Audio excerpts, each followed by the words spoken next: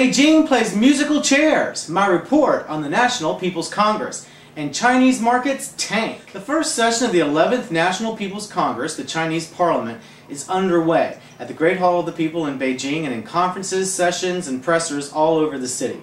Gone are the celebrity sightings and photo ops of the 10th Congress. Movie stars Gong Li and Zhao Binchan, for example, were not re-elected. What's in? Grassroots issues, environmentalism, restructure, and reform.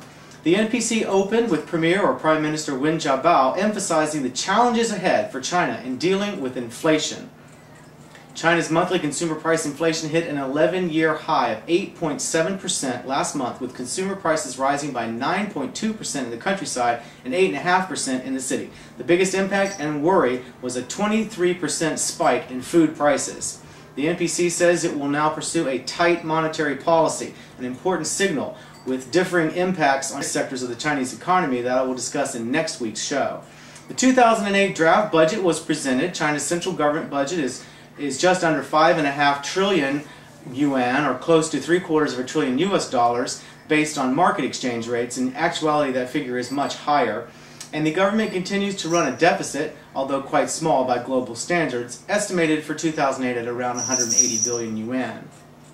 As exports are slowing, Beijing will channel excess cash into more state investment, which already accounts for over 45% of China's gross domestic product. State-directed investment targets are healthcare and social security programs based on United States models, and housing and safe drinking water for China's impoverished classes. Here's how China's 2008 budget pie slices up. The biggest piece goes to national defense at 410 billion yuan, a priority Beijing shares with Washington, as both governments richly reward their military-industrial complexes, although Chinese expenditures are less than 1/10 those of the USA. Next, as in the United States, is welfare at over 276 billion yuan, and the Chinese also prefer to use the euphemisms social security and employment programs. Education is third at just over 156 billion yuan, followed by environmental programs for agriculture, forestry, and water conservation at 145 billion, science and technology at around 114 billion, and lastly, medical and healthcare, always underfunded by Beijing, at just over 83 billion yuan. By week's end, the NPC will vote on the candidates already selected last October by the Communist Party for top government positions. Hu Jintao will no doubt be re-elected for a second and final 5-year term as president. Zhou Xiaochuan, governor of the Chinese Central Bank, is expected to keep his job for another term. The biggest news so far is a major restructuring of the State Council, the day-to-day government of Beijing, and the Chinese president's cabinet. New super ministries will be set up to prevent bureaucratic turf wars and bring central control down to at least the provincial level. The increasingly powerful National Development and Reform Commission, or NDRC, will gain a new ministerial authority for energy security and macro-level economic control. All told, 15 central government departments are involved in the most important reshuffle in Beijing for close to a generation. The Sinomania blog will have full details on the reshuffle.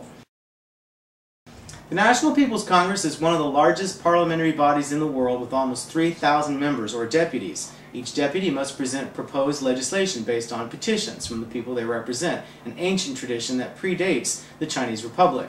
In this great airing of gripes and views are clues to the aspirations and desires of the Chinese people. Some deputies and proposals of note this year are: Zhang Yin, China's richest woman, is proposing tax cuts for the rich and an easing of regulations against her polluting paper mills.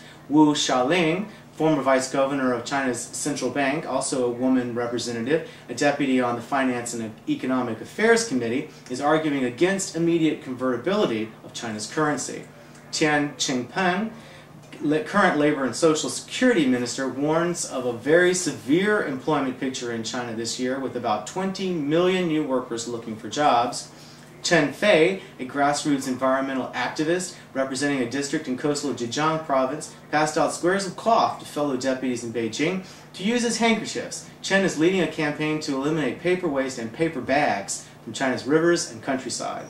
New NPC deputy Mao Xinyu is a 38-year-old grandson of Chairman Mao. His agenda is not known, but he is something of a hit with the Beijing press. Sidney Shapiro is on his 6th term as a member of the Chinese People's Political Consultative Committee, the advisory board to the NPC. Mr. Shapiro is 93 years old, was born in the USA, and became a Chinese citizen in 1963 after moving to China in 1947.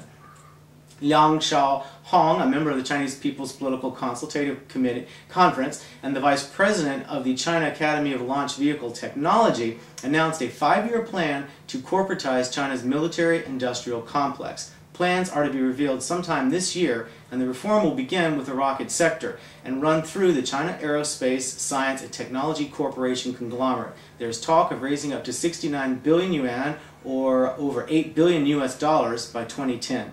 The new rocket company will have a production base in Tianjin and contain all related assets from rocket research, production, and testing. So here's a potential opportunity to invest directly in Chinese space technology. Look for that one soon. Briefly, Chinese markets are down, down, down. News is the same or worse for all indicators. The Shanghai Composite closed March 11 at 4,165.88 after falling on Monday to its lowest level since July 2007.